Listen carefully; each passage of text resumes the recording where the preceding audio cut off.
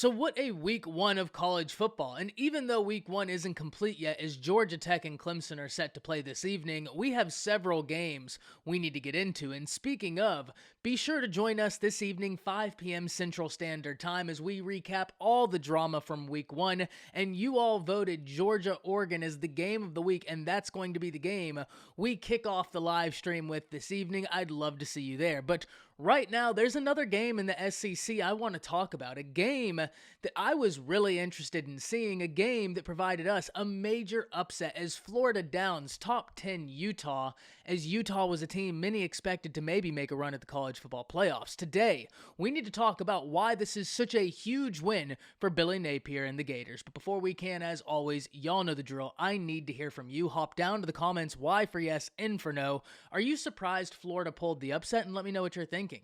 If you are new to the channel, be sure to subscribe. Hit that bell notification as I do constant college football content. You don't want to miss any of it, and if you enjoyed the content, like and comment down below, as those interactions, though seemingly small, are truly massive to content creators such as myself, in both getting picked up and maintained by the YouTube algorithm. But having said all that, let's jump right into this. And where do you want to start?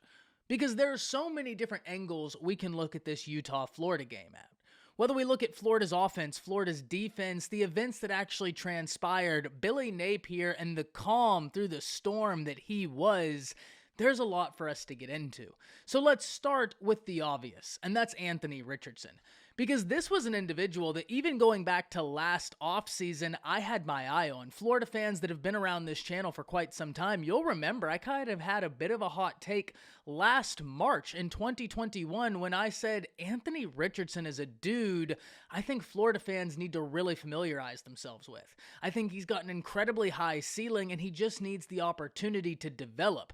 Fast forward a year, and that's exactly what he's getting. And especially when we look at Billy Napier and the offense he fielded just a year ago, Anthony Richardson fits into what Florida wants to do extremely well, and because of that, though Billy Napier has never worked with Anthony Richardson, it's not this massive change in styles that he had from last year to this year. It's much more of the same, and it allows him to hit the ground running with confidence, knowing that he's going to be able to run the offense he knows and was so successful with Louisiana.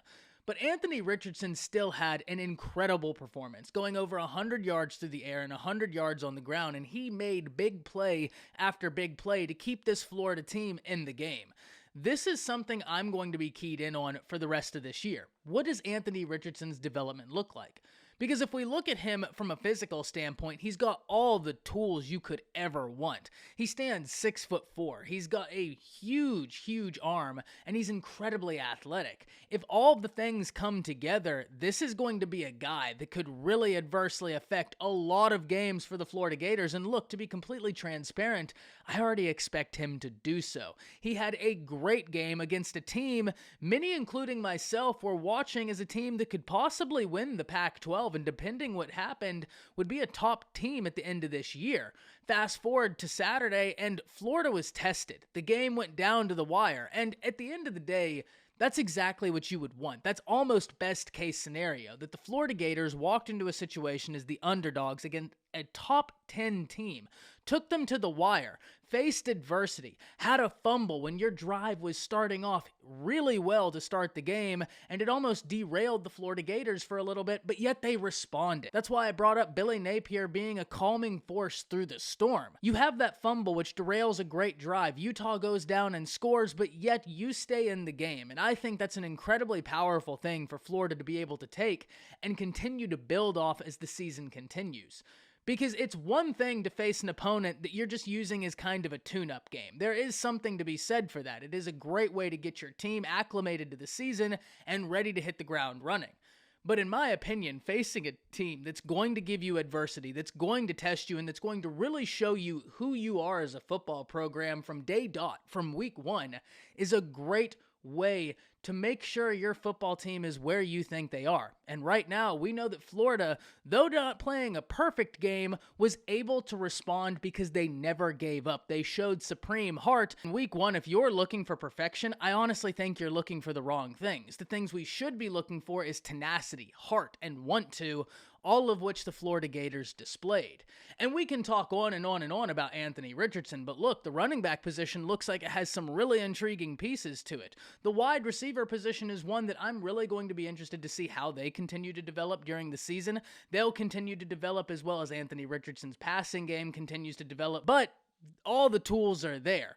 But the Florida defense really won them this game because in the waning moments of this game, Utah was driving. They were in the red zone, and then Florida generated a turnover that ultimately sealed the game.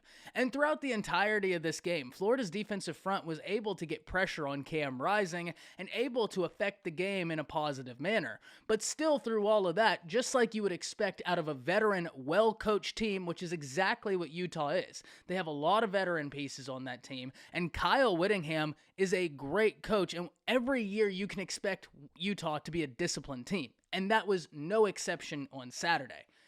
For that team right there, you know that they're going to be able to respond. And so for your defense to stay confident, to stay in the game, and to not let the responses that Utah was able to generate throughout the course of the game to derail the positive momentum you were able to bring, I think spoke loads. This Florida team walks out of week one with one of the best wins in all of college football. Taking down a top 10 opponent while they were unranked, I think is a great way to start off Billy Napier's career as the Florida Gators head coach. And remember something I've been saying for quite some time. Whenever you look at how Florida's been able to recruit, just think they've been able to win many battles, but now if they continue to back it up on the field, this is going to be a team we need to watch as the season continues to progress. The SEC East looks like it's going to be a strong conference this year. Georgia demolished Oregon. That is a team I can't wait to talk about this evening because they hit the ground running. They look really strong. Florida comes out and in week one has an impressive win with a new coaching staff, a quarterback who's now trying to get acclimated to a different offense, a team that's trying to get acclimated to a whole bunch of new. You took on a veteran team with a coach that we know is going to have his squad disciplined and ready to go in Kyle Whittingham in Utah. Tennessee is a team that I think a lot of people around the SEC are very excited to see. Kentucky is a team I think a lot of people around the SEC are really interested to see what they're going to be able to do this year off the backs of what they did last year. All this to say, the SEC East is going to be a really fun league to watch. And for the Florida Gators, who have their whole SEC schedule in front of them, there's no better way to start off the season and to start off Billy Napier's career than an upset victory at home against a top 10 team that some people thought could go to the college football playoffs in Utah. I can't wait to hear from y'all. Hop down to the comments. Let me know what you're thinking about this because I thought this was a fantastic win for Billy Napier and company. That's it. See ya.